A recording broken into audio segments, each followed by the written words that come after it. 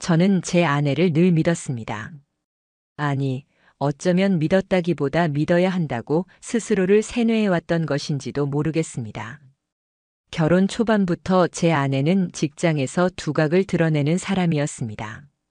늘 밝고 성실하고 동료들이나 상사에게도 신뢰를 받는 그런 모습이었죠.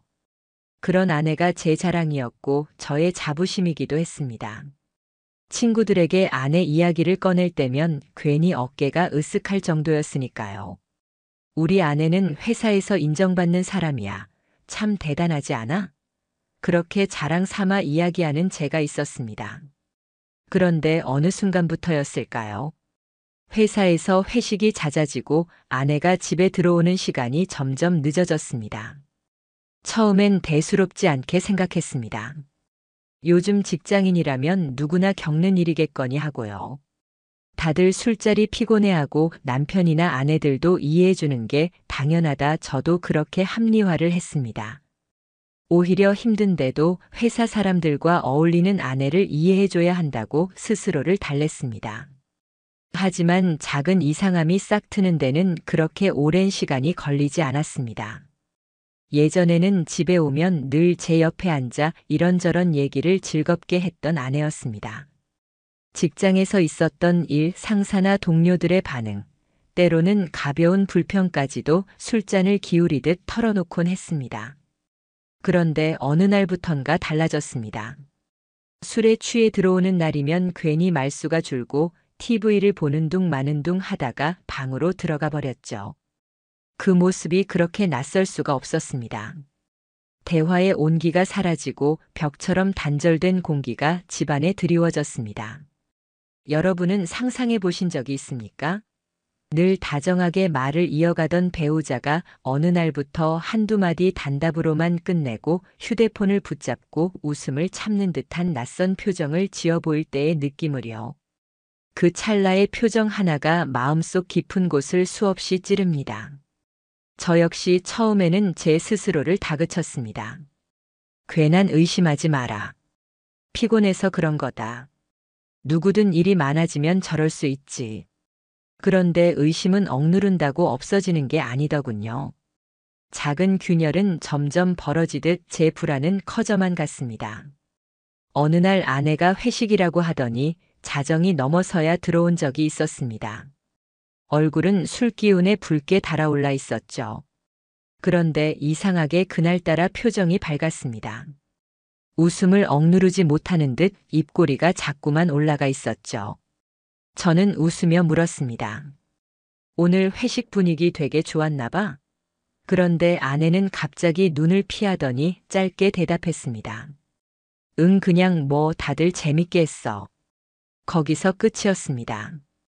더 이상 이야기가 이어지지 않았습니다. 예전 같으면 회사 이야기를 몇 마디라도 늘어놓았을 텐데 그날은 침묵이 전부였습니다. 그 밤 저는 차갑게 일렁이는 불안을 분명히 느꼈습니다. 마치 낯선 그림자가 제 아내의 웃음 뒤에 숨어 있는 듯 했습니다. 그리고 제 눈에 띈 또 하나의 변화는 휴대폰이었습니다. 원래는 거실 테이블 위에 툭 던져놓던 아내였습니다. 제가 TV를 보거나 주방에 서성이는 동안에도 휴대폰은 늘 제 손 닿는 위치에 놓여 있었죠. 그런데 어느 순간부터는 항상 손에 꼭 쥐고 다녔습니다. 심지어 거실에 두는 대신 침대 머리맡에 두었고 제가 무심코 가까이 다가가면 화면을 슬쩍 끄고 휴대폰을 엎어놓기까지 했습니다. 그 사소한 몸짓 하나가 제 가슴을 바늘로 찌르는 듯 아팠습니다. 그래, 내가 괜히 예민한 거겠지 그렇게 생각하려 했지만 사람의 본능은 속일 수 없었습니다. 대화가 줄고 표정이 어색해지고 휴대폰을 숨기려는 듯한 행동이 반복되면서 의심은 지워지지 않았습니다. 거기에 대화 톤까지 바뀌어 버렸습니다. 예전에는 오늘 저녁 뭐 먹을까? 하는 따뜻한 질문으로 시작하던 하루가 요즘은 달랐습니다. 제가 뭘 물어도 응, 몰라, 괜찮아 같은 단답으로 끝나버렸습니다. 그 무심한 대답은 마치 눈앞에서 문이 쾅 닫히는 듯 차갑게 느껴졌습니다. 그렇다면 그녀는 누구와 긴 대화를 나누고 있을까요? 집에서는 저와 단답으로 대화하면서 어딘가에서는 환하게 웃으며 다른 누군가와 이야기를 이어가는 게 아닐까. 그 생각이 제 머리를 사로잡기 시작했습니다. 외적인 변화도 서서히 눈에 들어왔습니다. 예전에는 출근할 때 그냥 평범하게 단정한 차림이 전부였습니다. 그런데 최근엔 아침마다 거울 앞에 꽤 오랜 시간을 서 있었습니다. 머리를 고데기로 곱게 말고 화장에도 훨씬 정성을 들였죠. 옷차림 역시 한층 세련돼 변했습니다. 어느 날 제가 오늘 무슨 날이야? 왜 이렇게 예쁘게 하고 나가? 하고 농담처럼 물었더니 아내는 요즘 회사 분위기가 그래서 그래라며 웃어넘겼습니다. 하지만 그 웃음은 저를 향한 웃음이 아니라 다른 누군가를 떠올리며 지은 표정 같았습니다. 다정함이 없었습니다. 또 하나 잊히지 않는 날이 있습니다. 아내가 회식이라고 해서 늦는다길래 제가 전화를 걸었죠. 평소 같으면 바로 받던 전화가 한참을 울리다가 겨우 연결됐습니다. 목소리는 이상하게 숨이 가빴습니다. 뒤로는 음악과 웃음소리가 얼핏 들렸습니다. 뭐해, 왜 이렇게 늦게 받아? 하고 물으니 노래방이라서 시끄러워서 못 들었어 라고 답했지만 제 직감이 말했습니다. 그건 단순히 시끄러운 노래방이 아니라고요. 여러분께 묻고 싶습니다. 배우자의 목소리에서 낯선 떨림을 느껴본 적 있습니까? 사소한 음색의 변화만으로도 그 뒤에 감춰진 진짜 상황이 상상된 적 있나요? 그 순간 제 머릿속에는 수많은 가능성이 떠올랐습니다. 그녀가 다른 남자와 함께 있는 건 아닐까? 그 직감에서 오는 섬뜩한 기분은 도저히 지울 수가 없었습니다. 저는 그런 의심이 스스로를 좀먹는 게 싫었습니다. 하지만 동시에 이건 단순한 피로에서 비롯된 오해가 아니라는 생각이 점점 또렷해졌습니다. 표정, 말투, 휴대폰, 외모 모든 징후가 예전의 아내가 아닌 낯선 아내를 보여주고 있었습니다. 바로 그때 저는 깨달았습니다. 제 아내는 단순히 회사 회식을 즐기는 게 아니라 뭔가를 숨기고 있다는 걸요. 아내가 또다시 회식이라고 말한 날이 있었습니다. 평소 같았으면 그냥 그러려니 하고 기다렸겠지만 그날따라 제 가슴은 유난히 거칠게 뛰었습니다. 휴대폰 화면만 들여다보고 있다 보니 미칠 것 같았습니다. 그녀가 과연 정말 회식 자리에만 있는 걸까? 아니면 다른 곳에 있는 걸까? 머릿속에서는 수십 가지 상상이 교차했습니다. 불안을 견디지 못한 저는 결국 차 키를 집어들고 아내의 회사 근처로 향했습니다. 밤 공기는 싸늘했지만 제 심장은 불에 그을린 듯 뜨거웠습니다. 운전대 위에 얹은 제 손을 떨림이 멈추지 않았습니다. 차창 너머로 스쳐 지나가는 불빛이 죄다 신문하는 눈빛처럼 느껴졌습니다. 저는 스스로를 다독입니다. 괜히 온 거 아닐까? 그냥 집에서 기다릴 걸. 하지만 그 순간에도 발길은 멈추지 않았습니다. 회식이 끝날 즈음이 되자 회사 근처의 큰 식당 앞은 술에 취한 직장인들로 북적였습니다. 웃음소리, 비틀거리는 발걸음, 흔들리는 손짓이 뒤섞이며 도시의 밤을 채웠습니다. 저는 자동차 시트에 몸을 움츠린 채 창문을 조금 내리고 아내가 나오기를 기다렸습니다. 그 짧은 시간도 숨이 막힐 듯 답답했습니다. 그리고 마침내 식당 문을 열고 사람들이 우르르 쏟아져 나왔습니다. 제 눈은 본능적으로 그녀를 향했습니다. 아내가 무리와 함께 나오는 모습이 보이자 심장이 요동쳤습니다. 저 자신에게 물었습니다. 괜히 온 건 아닐까? 그냥 믿으면 되지 않았을까? 그러나 이미 눈은 아내를 쫓고 있었습니다. 무리 속 아내는 처음에는 평소처럼 웃고 있었습니다. 동료들과는 가볍게 인사를 나누더니 어찌된 영문인지 슬그머니 한 남자와 둘만 남게 되었습니다. 그 순간 제 눈에 익숙한 얼굴이 들어왔습니다. 회사 행사 사진에서 몇 번 본 적 있는 사람이었습니다. 아내가 가끔 제게 이야기했던 성실한 친구라던 그 남자였죠. 둘은 자연스럽게 다른 이들과 떨어져 골목길로 걸어갔습니다. 마치 오래전부터 약속이라도 한 사람들처럼 서슴없이 발걸음을 맞추고 있었습니다. 저는 급히 차 문을 열고 그 뒤를 따라갔습니다. 밤 공기가 매섭게 차가웠지만 제 땀은 식을 줄을 몰랐습니다. 심장이 목까지 차올라 숨이 막혔습니다. 발소리가 들릴까 조심스럽게 그러나 시선을 놓치지 않으려 애쓰며 발걸음을 옮겼습니다. 그리고 그 끝에는 커다란 간판이 환히 빛나고 있었습니다. 호텔. 두 사람은 주변을 두리번거리더니 어떤 망설임도 없이 안으로 들어갔습니다. 그 순간 제 세상이 무너져 내리는 소리가 귓가에 울렸습니다.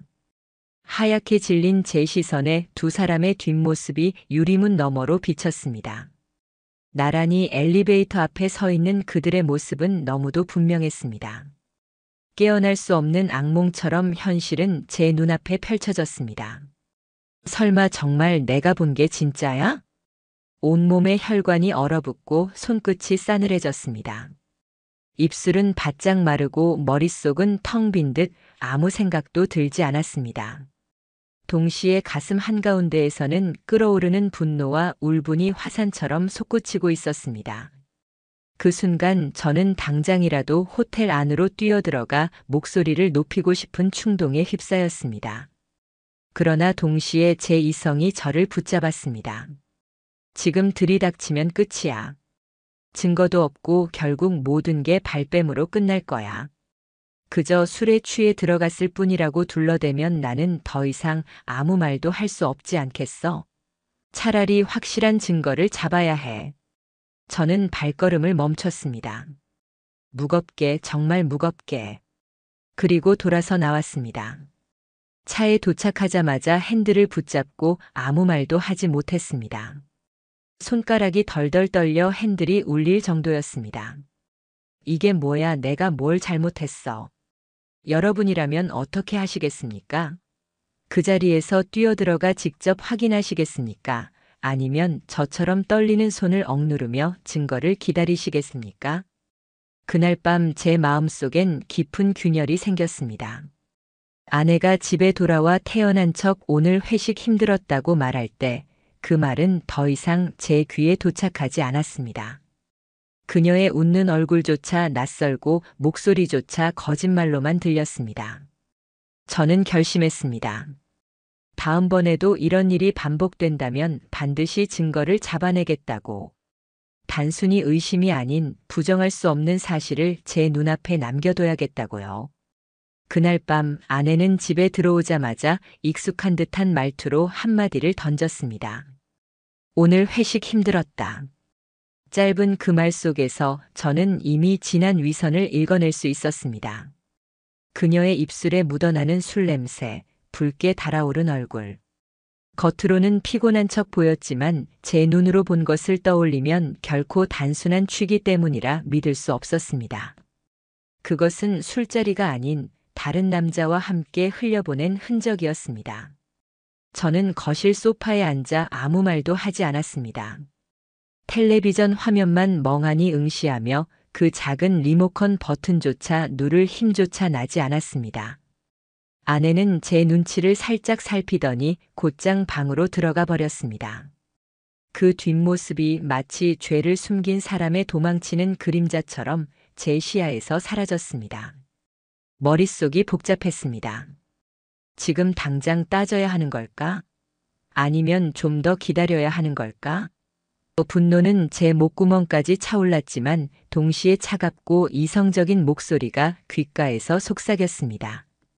증거. 확실한 증거 없이는 모든 게 무너질 수 있다고. 당장 들이대봤자 아내는 발뺌하겠지. 술에 취해 잠시 쉬러 갔다고 둘러댈 게 분명하다.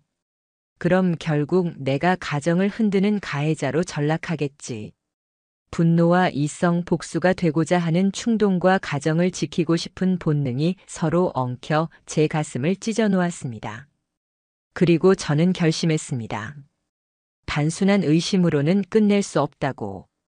반드시 기록으로 남길 부정할 수 없는 증거가 필요하다고요.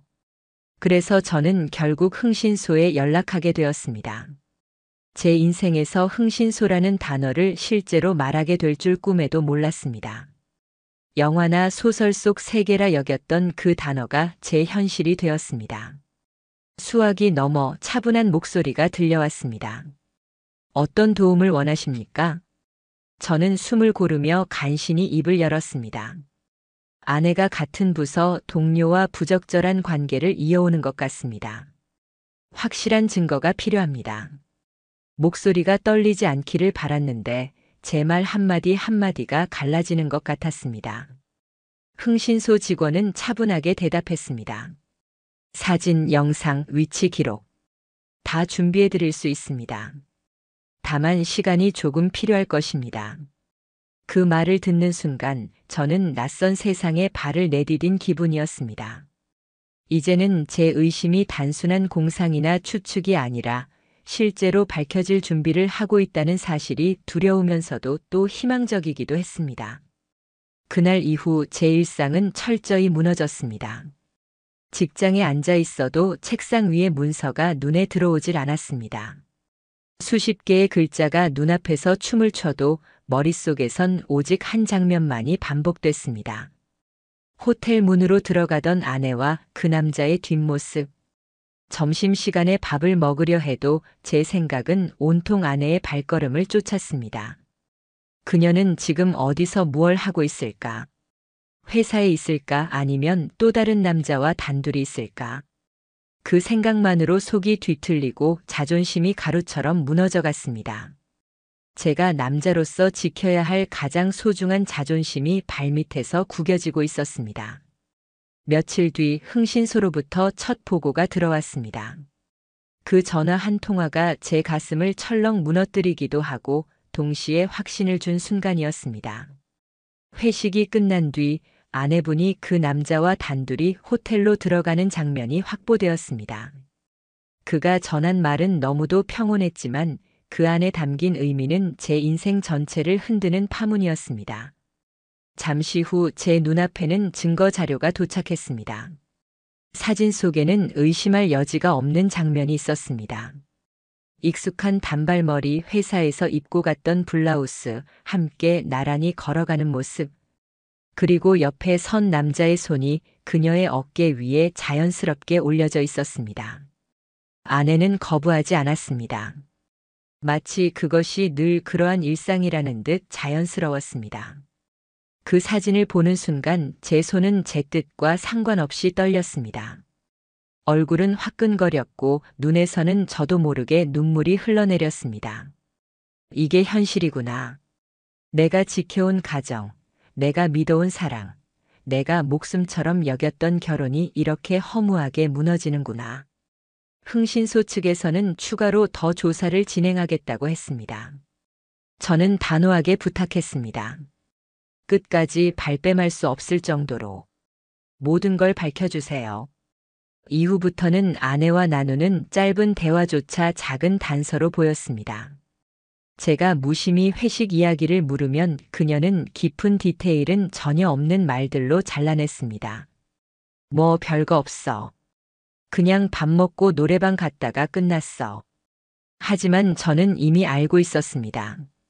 그녀는 그 시각 노래방이 아니라 호텔에 있었다는 것을. 그 단답이 아내의 입에서 흘러나올 때마다 제 귀엔 거짓으로 칠해진 또 하나의 증거처럼 들렸습니다. 휴대폰도 더 철저히 감추기 시작했습니다. 이전엔 단순히 침대 머리맡에 두던 것이 이제는 집안 어디서든 손에서 놓지 않으려 했습니다. 심지어 화장실을 갈 때조차 손에 꼭 쥐고 들어갔습니다. 그 곁눈질 하나하나가 오히려 그녀의 두려움을 드러내는 듯 느껴졌습니다. 저는 점점 더 무너져 갔습니다. 회사에서 보고서를 펼쳐도 글자는 흐려졌습니다. 회의실에서 동료들이 무언가를 논의해도 제 귀에는 아무것도 들어오지 않았습니다. 사람들은 제 표정을 보고 괜찮냐고 물었습니다. 저는 억지로 웃으며 괜찮아요라고 대답했습니다. 그러나 속은 온통 회한과 분노로 타들어가고 있었습니다. 결국 저는 마지막 결심을 하게 됐습니다. 흥신소가 확보해온 모든 사진과 영상들을 모아두었습니다. 아내와 그 남자가 호텔로 들어가는 장면, 함께 손을 잡고 골목을 벗어나는 모습, 부정할 수 없는 증거들이었습니다. 저는 거기에 추가로 회사 지인을 통해 비공식적인 이야기까지 모았습니다. 아내와 그 남자가 같은 프로젝트 팀에서 늘 함께 있었고 퇴근길에도 자주 둘이 사라졌다는 목격담까지. 모든 조각들이 하나로 이어지면서 그림이 완성되었습니다. 이제는 더 이상 혹시나 하는 마음은 없었습니다. 아닐 수도 있다는 작은 여지는 이미 사라져버렸습니다. 제 아내는 회사 동료와 부정한 관계를 이어오고 있었고 저는 그 진실을 끝까지 밝혀낼 수 있는 벼랑 끝에 다다르고 있었습니다. 여러분이라면 이 지점에서 어떻게 하시겠습니까? 바로 질문을 던지고 싶으신가요? 아니면 저처럼 끝까지 치밀하게 증거를 모은 뒤 부정할 수 없는 순간을 기다리시겠습니까? 저는 더 이상 과거의 제가 아니었습니다. 단순히 의심에 흔들리는 남편이 아니라 진실을 끝까지 쫓아갈 사람으로 바뀌어 있었습니다. 그동안 모아온 모든 증거가 제 손 안에 있었습니다. 흥신소에서 확보해온 사진과 영상, 그리고 회사 지인들에게서 흘러나온 진술까지. 이제는 더 이상 내가 잘못 본 건 아닐까? 하는 자기 합리화조차 용납되지 않았습니다. 눈으로 본 것도 귀로 들은 것도 문서로 남겨놓은 것도 모두가 하나같이 같은 사실을 가리키고 있었습니다. 아내의 배신. 저는 드디어 결심했습니다. 이제는 마주 앉아 단판을 지어야 한다고. 참아왔던 시간들, 스스로를 속이며 버텨온 수많은 밤들이 한 줄기에 모여 하나의 결심이 되었습니다. 그날 밤 저는 일부러 평소와 다른 행동을 했습니다. 저녁을 정성스레 차려두고 거실을 말끔히 정리했습니다. 아내가 현관문을 열고 들어왔을 때 제가 평소와 다르게 준비해둔 식탁이 오히려 긴장감을 자아냈습니다. 아내는 피곤한 얼굴로 가방을 내려놓더니 무심히 묻습니다. 오늘은 웬일이야? 식탁이 깔끔하네. 저는 담담하게 대답했습니다. 그러게. 나도 오랜만에 해봤어. 근데 오늘은 회식 없었어? 아내는 살짝 눈동자를 피하더니 짧게 대답했습니다. 응, 그냥 바로 왔어. 그 순간 제 속에서 치밀어 오르는 분노를 간신히 눌렀습니다. 바로 집에 왔다고. 제 두 눈으로 똑똑히 본 날조차 사진으로 확인한 증거조차 다 부정하듯 태연하게 거짓말을 내뱉는 모습이 차갑게 느껴졌습니다. 저는 억지로 웃음을 지으며 고개를 끄덕이더니 잠시 말없이 식탁 밑에서 준비해 둔 종이봉투를 꺼냈습니다. 그 안에는 제가 미리 출력해둔 사진들이 들어 있었습니다. 사진들을 하나씩 식탁 위에 늘어놓자 아내의 얼굴이 순식간에 하얗게 질렸습니다. 손끝이 떨려 젓가락마저 제대로 쥐지 못했습니다. 제가 낮게 하지만 단호하게 물었습니다. 이게 뭐야? 회사 동료랑 호텔 들어가는 게 그냥 농담이야? 나랑 살면서 이런 짓까지 하면서도 계속 발뺌할 거야? 아내는 처음엔 고개를 저으며 황급히 말했습니다. 아니야, 오해야. 그냥 같이 들어간 것뿐이야.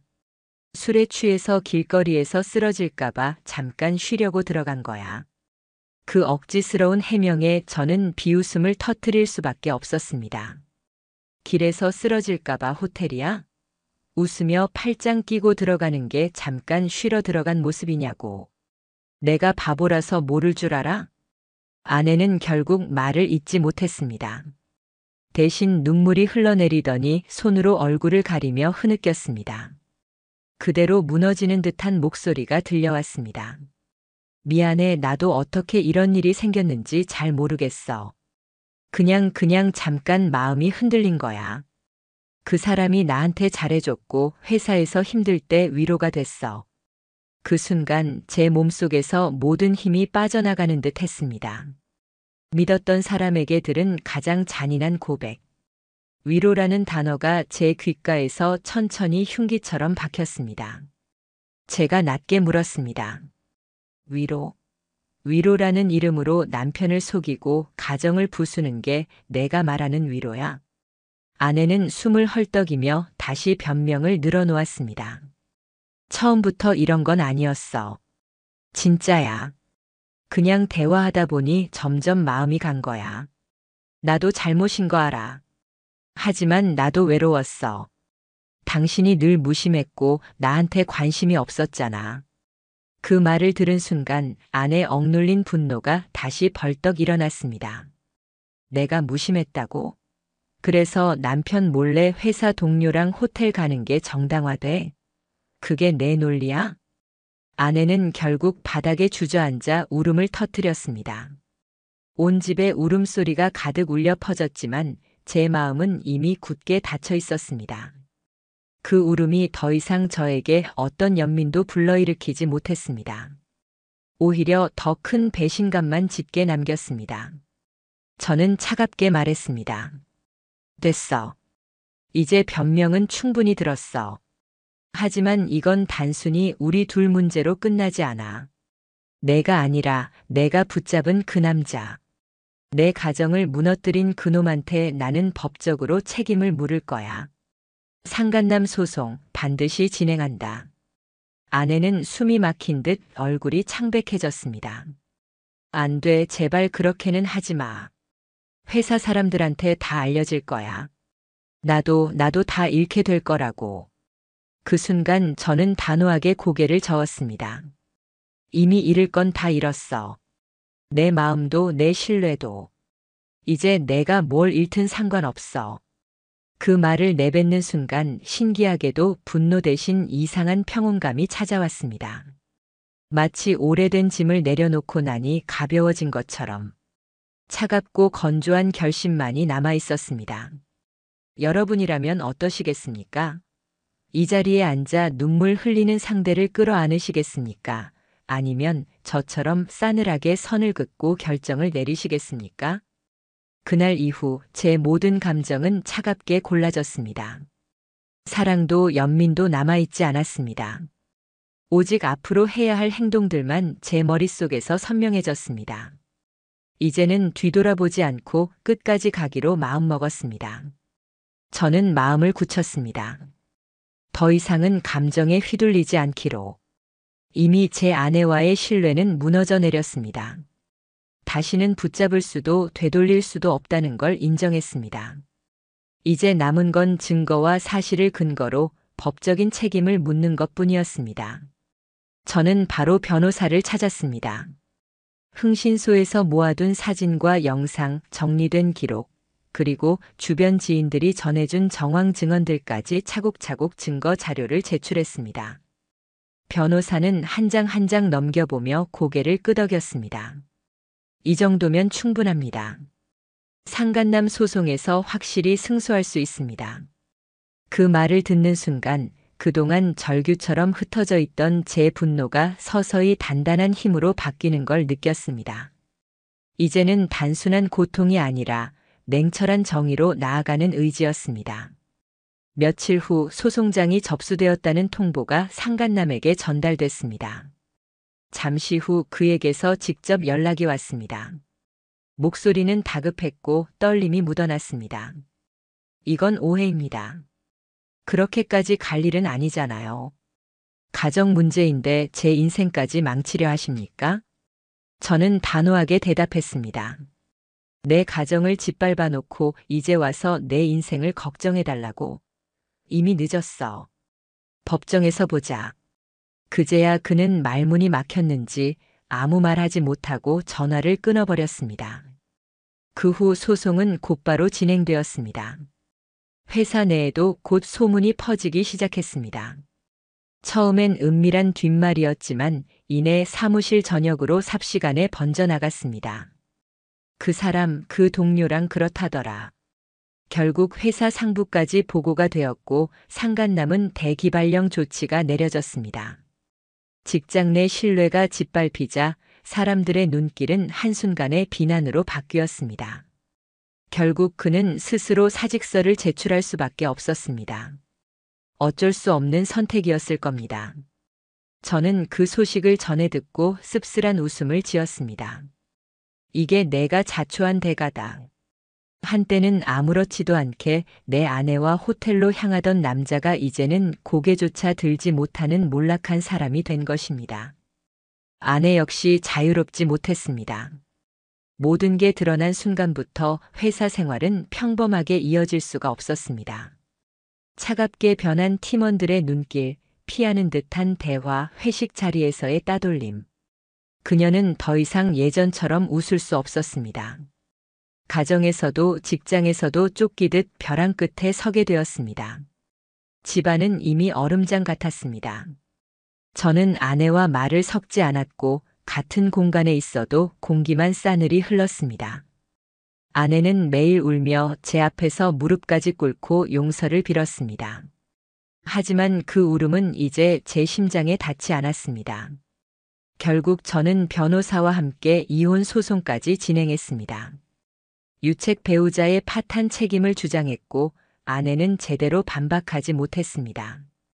판결 결과 저는 양육권과 일부 재산을 지킬 수 있었고 아내는 빈손으로 집을 떠나야 했습니다. 그날 판결문을 들고 집으로 돌아온 아내는 현관 앞에서 무릎을 꿇었습니다. 제발 마지막 기회만 줘. 다시는 안 그럴게. 정말 잘못했어. 하지만 저는 단호하게 말했습니다. 기회는 이미 수없이 줬어. 내가 그걸 다 짓밟았고 그 대가는 내가 감당해야 할 몫이야. 그 말과 함께 관계는 끝났습니다.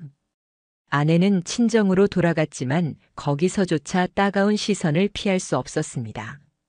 가족에게서조차 냉대받고 주변에서도 손가락질을 받았습니다. 상간남 역시 사회적 평판을 완전히 잃어버렸습니다. 다른 직장을 구하지 못해 이리저리 전전한다는 이야기를 들었습니다.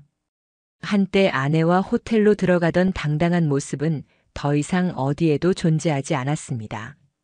저는 모든 것을 잃었습니다. 가정도 신뢰도 아내에 대한 사랑도 이미 사라져 있었습니다. 하지만 동시에 모든 것을 얻기도 했습니다. 최소한의 정의, 최소한의 자존심, 그리고 다시 살아갈 이유를 찾게 된 것입니다. 화면 앞에 계신 여러분, 저는 이 경험을 통해 뼈저리게 깨달았습니다. 사람은 결국 자신이 뿌린 대로 거둡니다. 믿음을 저버리고 배신을 택한 사람은 필연적으로 대가를 치릅니다. 제가 가장 사랑했던 사람에게서 받은 상처는 평생 흔적으로 남겠지만 동시에 새로운 길을 찾게 만드는 발판이 되었습니다. 혹시 여러분도 언젠가 이런 고통을 겪게 된다면 저는 한 가지 말씀을 드리고 싶습니다. 차라리 직시하십시오. 눈을 피하지 마십시오. 그리고 차가운 이성으로 증거를 모으십시오. 그 후엔 반드시 스스로의 존엄을 지키는 선택을 하십시오. 저의 이야기는 여기서 끝입니다. 그러나 동시에 제 새로운 삶은 이제부터 다시 시작됩니다.